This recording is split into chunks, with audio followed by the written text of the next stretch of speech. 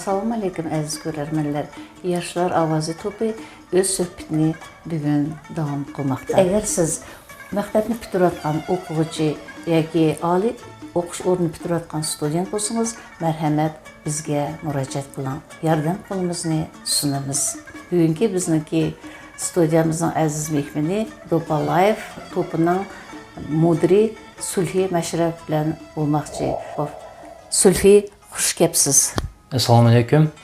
Birinchidan mushu programmaga taklif qilganlar uchun ko'p rahmat. Men o'zimni yana bir qatim tanishtirib o'tib ketay. Mening ismim Sulhi Mashrapov bo'ldi. Men o'zim mushu boya aytib ketgandek Dopalayev nomli Uyg'ur yoshlar to'g'ri betining rahbari bo'lman.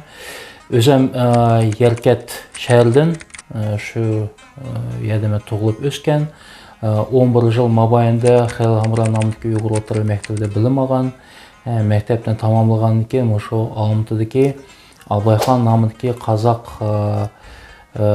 xalqaro tillar va xalqaro munosabatlar universitetida bilim olgan. Ruscha aytganda Inyaz universitetida student vaqtlarimda endi o'zimniki shu men universitetda tarjima fakultetida o'qigandan keyin ingliz tili bo'yicha shu tilimni endi taraqqiy etkizish uchun ingliz tilini men Giftway nomli cho'ng bir shirkatda ishlagan edim. Shu yerda tajriba olgan.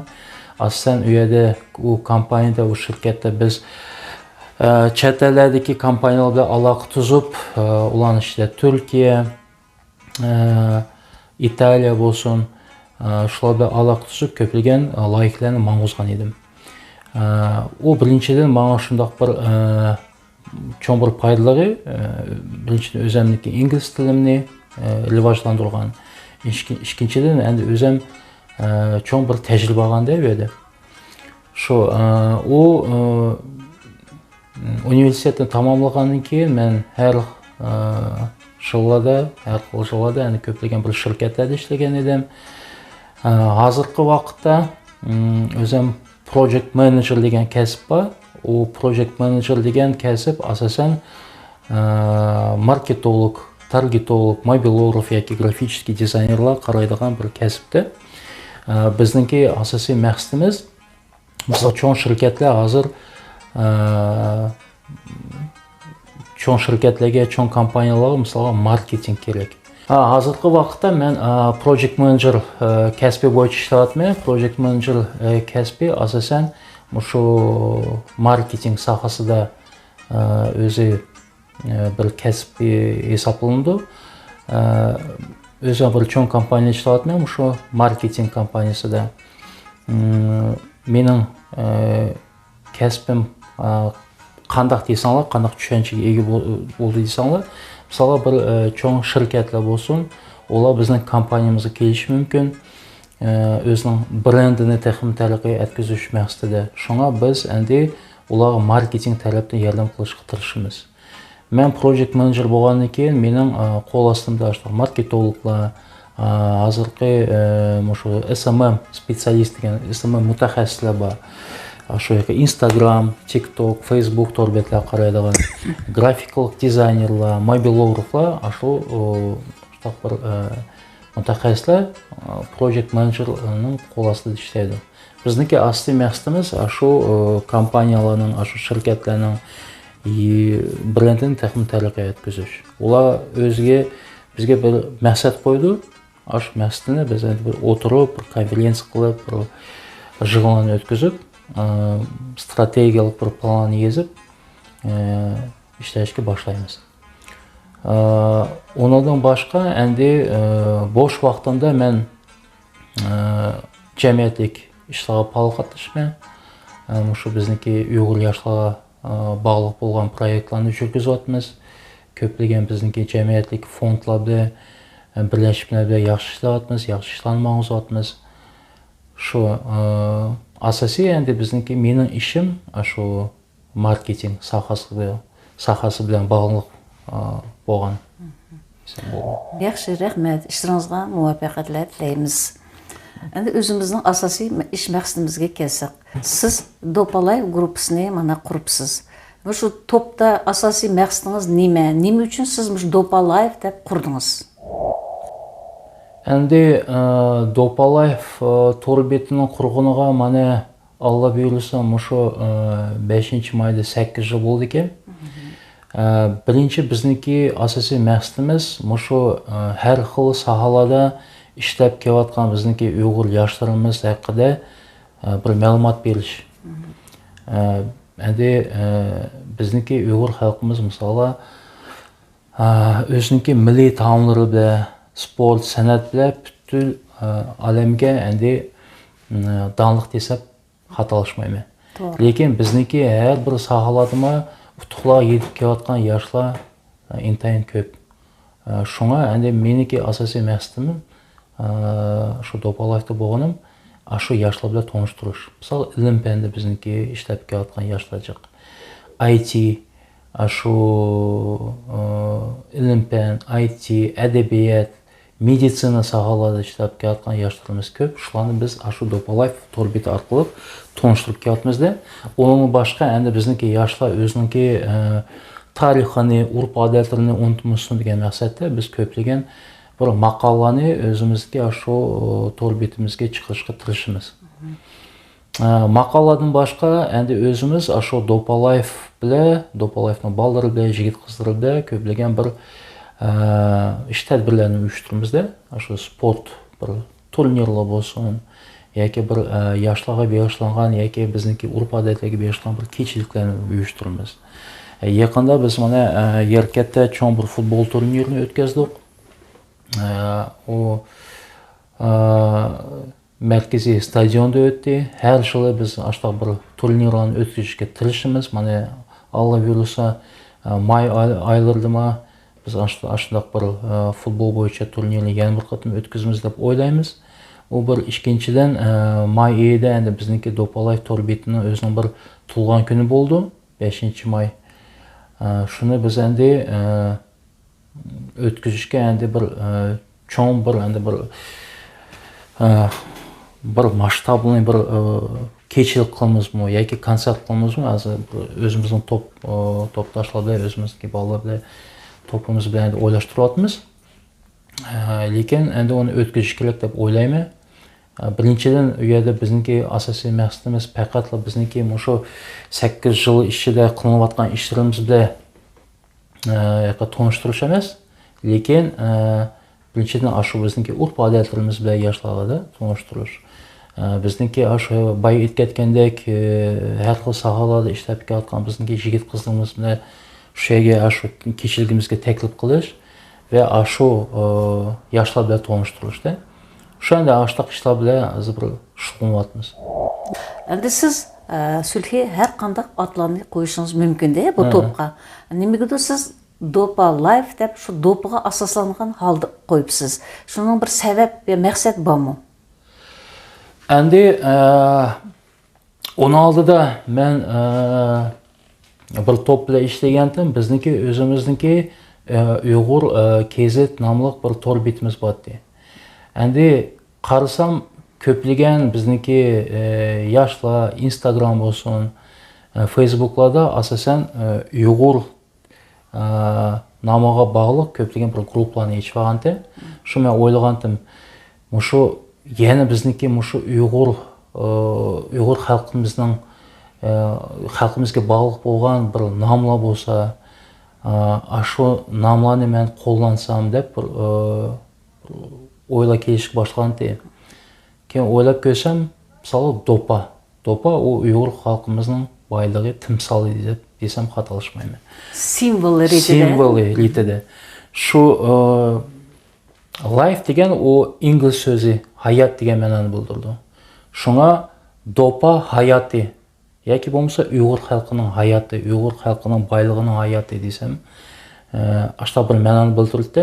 Shunga biz Dopa Life deb nom qo'ydik endi o'zimizning tor betimizga. Endi hozir biz mana shu yoshlar to'g'risida deb so'zlarni boshlayapmiz. Shu yoshlar ovozi to'pini siz qachon va qaysi taraflardan tanidingiz? Yoshlar ovozini tunji qitim menga shu yoshlar ovozining to'pining rahbari Ramir Mamutov bir qatam telefon qilgan edi. U mening yurtdoshim, o'zim Yerkatlik, xatolashmasam, qisqacha ashta bir ma'lumot bergandi. Sulfiya biz mashta bir loyihani boshlayapmiz. Mashta ishlarni boshlayapmiz. Endi kelajakda bir ideyalaring bo'lsa, chatda qolmay bizga yordam bergin degandi. Shu qarasam, bir 2 oyning ichida Ramil o'zining bir to'pini qurib, asta-asta ashta videolarni tushirib, Instagramga selishga boshladi. Asosan yoshlar shu torbetlar jiq o'tirdi, jamiyatlik torbetlarda. Men asosan ko'proq shu ma'lumotlarni yoshlar ovozi haqida shu torbetlarda bilishga boshladim. Instagramda ko'proq videolarni ko'rib, cho'nqur ma'noliq videolar intayin yaxshi, bizniki shu yoshlarimizga bog'liq bo'lgan taraqqiy etishiga. Shu ashliq videolarni ko'rib, men asta-asta shu yoshlar ovozi to'pi haqida bilishga boshladim. Keyin mana oldin qatim shu yoshlar ovozi to'pining rahbari Ramil bizni yoshlar ovozining konsertlarga taklif qildi. Men o'zimning barliq do'st birodarlarimni elib shu konsertga berib, shu yerda biz endi o'zimiz tanishib, qo'yiq aralashishga boshladik. Endi o'ylaymanki, kelajakda biz birlashib ko'plagan bir proyektlarni qo'lga olib ishlaymiz deb endi shu bir planlar bor bizniki. Shundaqli Sulfiya sizni ko'plagan naqshlarning matnini yozdi deb anladik. Shular haqida bir to'xtalsak. Endi men 100 ming o'shiq naqshlarning matnini men yozgan. Ko'plagan ijrochilar tam shu kungacha men ishlab kelyapman. Shu ijrochilarning ichiga Zulfiqar Zaitov, Bahara, Shahmurod Bahamov, Nazgum Tayirova, ya'ni Roza Rimbayeva, Murat Ahmadiyev va boshqa shundoq bizniki atoqli ijrochilarga men o'z vaqtida naqsh matnlarini yozgandim. Qahramonlik Iminov nomli bizniki kompozitorimiz bor. Shu otimiz bilan biz ko'plagan naqshlarni yozgan. Ixtiyor Rajabov degan bizniki kompozitor, aranjirovщик, Bunyod Abdullayev, Zulfiqar Zaitov o'zi kompozitor. Shu bilan birlikda men naqshlarni yozgan. Ziyar to'piga naqsh yozgan to'q. Dilmurodga Baharov bilan ko'plagan biz naqshlarni yozib qo'ygan. Shu hozirgi kunda men shu Moshuli cho'ng bir o'zimning ijodiy kechiligini o'tkazayapman. Endi 100 naqshni hamsi emas, bir 20-30 naqshni tanlab bir konsert uyushtirib, endi olib yurilsa, uni kuzda uyushtiryapman. Bir ijodiy bir kechiligimni. Endi shundaqli sizga shundaq bir savollarni qo'ygim kelyapti. Siz nima naqshdan bo'lak kitoblarni chiqadi deb anglaganim bor. Shu qanday kitoblarni yozdingiz? Kitoblaringiz nima haqida? Kitoblarni chiqarganda men yozuvchilikda emas, masalan, biz bir to'p Uyg'ur yoshlar bilan Ablat aka Kamolov bilan birlikda biz 30 o'g'il jamiyatlik instituti nomli bir kitob chiqargan edik. U yerda u kitobning asosiy mushtaq mazmuni hozirgi vaqtda bizniki yigit boshlar qanday ishlarni yurgizish kerak o'zining yurti bilan. Yoshlar misolga hozirgi kunda ular qanday ishlarni yurgizish kerak, qanday proyektlarni boshlash kerak. Shu kitoblarni biz shu kitobni biz chiqargan edik. Ruscha aytganda Sotsialniy institut 30 o'g'il deb nom qo'ygan edik. U kitob ikki tilda chiqdi, rus va uyg'ur tilida. Uni biz 1,5 yoki 2 yil davomida yozgan edik. Ko'plagan tadqiqotlarni yurgizgan edik. U yerda bizniki ko'plagan olim aklarimizni boshqa o'nda ishlayotgan bizniki bir to'p yigit qizlarimiz yordam qilib biz shu kitobni chiqargan edik. U yerda endi ko'plagan bizniki mashrablarimizga bog'liq bo'lgan ma'lumotlar jiq. Burun bizniki ajdodlarimiz mashrablarni qanday o'tkazadi. Qozoq yozuvchi, shoirlar, olimlar shu mashrab haqida qisqacha o'zlarining ma'lumotlarini shu kitobga biz kirgizgan edik. Shu kitobni biz rasmiy turda prezentatsiyasini o'z vaqtida o'sha Olmaotada o'tkazgan. Shundaqla sizni yozuvchi yoki shoir, kompozitor deyishga bo'lamdi. Yo'q, men o'zimni kompozitor yoki shoir yoki bo'lmasa yozuvchi deb hisoblamayman, chunki men faqatla matn yozadigan shoir deymiz u. Shu naqsh matnni yozgan shoir. Lekin kompozitorlar misolga o'zini konservatoriyada o'qiyotgan, haqiqatan bir cho'ng bir muzikalik asarlarni yozgan odamlar o'zini kompozitor deb hisoblashga boshlaydi. Bo'ldi. Yozuvchilar bo'lsa, endi men u o'zimni yozuvchi yoki shoir deb hisoblamayman. Men faqat shu naqsh matnlarni yozadigan shu shoir desam bo'ldi. Navbatgi savolim, hozirgi yoshlar mana o'qish o'rinlarini bitirib ish o'rinlarini topolmay qoldi. Shularga tajriba elish uchun qanday yerlar ishlasa, nimadan boshlasa bo'ladi? Shu to'g'riliq aytib o'tsangiz yoshlarga. Endi hozirgi kunda misolga bir tajriba elish intayin o'ng'ay deb desam bo'ldi. Nimishga? Misolga men o'zim marketing sohasida ishlab kelyapman. Bizning kompaniyamizda misolga shu marketing sohasiga haqsiz o'rgatadi. Misolga agar haqiqatan men marketolog bo'lmay yoki SMM marketolog yoki bo'lmasa grafik dizayner, mobil blogger bo'lmay desa, bizning kompaniyamizda bir dogovor tuzib, 1 yil sizni haqsiz o'rgatib, sizga klientlarni tepirib, o'sha tajriba olsiz. Pulingizni to'laydi sizga haqiqat. Ay maoshini to'laydi-chi. Meditsina sohasiga kelsak, meditsinada misolga yaqinda biz cho'ng bir Uyg'ur yosh bir medik forumini o'tkazgan edik. U yerga endi u forumga 50 dan oshiq bizniki medik yosh yigitlar qatnashgan. Ularning alohida o'zining bir birlashmasi bor ekan. Ularma ashtaq bir medik yigit qizlarga yangi o'sha sohasida dastlab qadamlarni qo'ygan bolalarga yordam qilishga tirishib yosh shoir yozuvchilar bo'lsa, misolga boya aytib ketdim, uni İlyas Yusufjon degan bolamiz bor. U bir maslahatlarni berib, yordam qilishga tirishadi. Keyin misolga boya aytib ketdim, marketing debchi. Endi marketolog bo'lmay desanglar, misolga menga Instagram'ga yoki meni WhatsApp'ga yozsanglar bo'ldi. Masalan, shu bizniki kompaniyamizniki anketasi deydi u. Shuni to'ldirib, avatsanglar, biz endi u yerda tanlab, balki men o'zim bir marketolog, project manager bo'yicha sizlarga bir maslahat bersam bo'ldi. Qayda ashta bir tajriba elib ishlasanglar bo'ldi uchun. Biroq hozir eng bir qo'laylik, bir yeniq yo'l bu agar siz marketolog yoki bir sohada ishlayman desangiz, bir kompaniyalarga yezib, o'zingiz haqida qisqacha bir ma'lumot berib, haqsiz ishlash. 3-4 oy bo'lsin, yarim yil bo'lsin, sizlar haqsiz ishlab, o'sha tajriba olsanglar bo'ldi-chu, masalan. Biroq hozir bir yaxshi yerlik ko'plagan kompaniyalar ashta mumkinchilikni to'g'rilib beryapti, yaratib beryapti. Ular sizlarga dogovor tuzib, masalan, sizlar bu yerda tajriba ola olasizlar. Ko'plagan narsalarga sizlarning ko'zinglar ochildi va undan boshqa sizlarga endi oylik maoshinglarni to'lab berdi. Biz endi shu Dopalife orqali ashtaq bir vakansiya deymiz u. Vakansiya talabdan biz ashtaq bir ma'lumotlarni e'londan chiqarishga tirishamiz. Mana yaqinda biz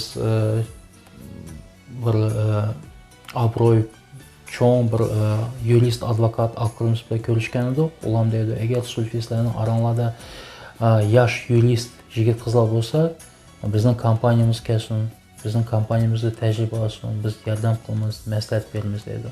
Marhamat. Meni bilan xayrlashinglar, men asta-asta shu bizniki alqirimiz bilan sizlarni tanishtirib qo'yaman. Hurmatli ko'rarmanlar, Dopalife Topundaki müdiri Sülfi Maşraf bilen bugan bugünkü söhbetimiz ayaqlaşdı. Diqqətinizə rəhmət. Sülfi sizning bugün qimmat vaqtingizni bölüp kelganingizga çoğdan-çoğ teşekkür etaman. Rahmet. Rahmet. Uchrashguncha aman bo'laylik.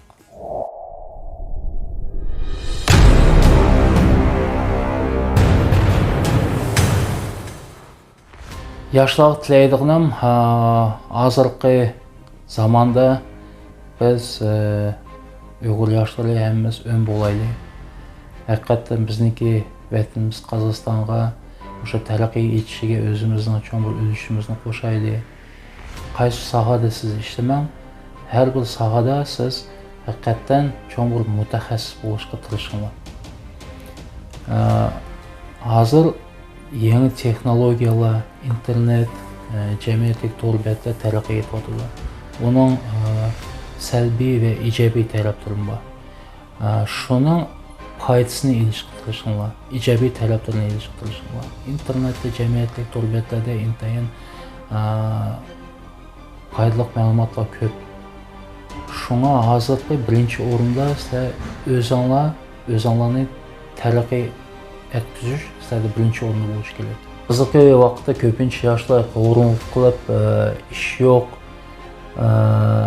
uyda yetvelib, shu telefonni cho'qlab, yo'qla bir videolarni qarab, işte bir hayotni o'tkazyaptilar. Men ularga deydiganim, birinchi o'rinda sizlar kichkina uyg'onib, o'zinglar sport bilan shug'ullanib, kitoblarni ko'paytirib o'qib, o'zinglarni o'pchiringlarda ashtaqiy qutuqqa yetiman degan bolalar yoshlarda ko'p aralashish kerak.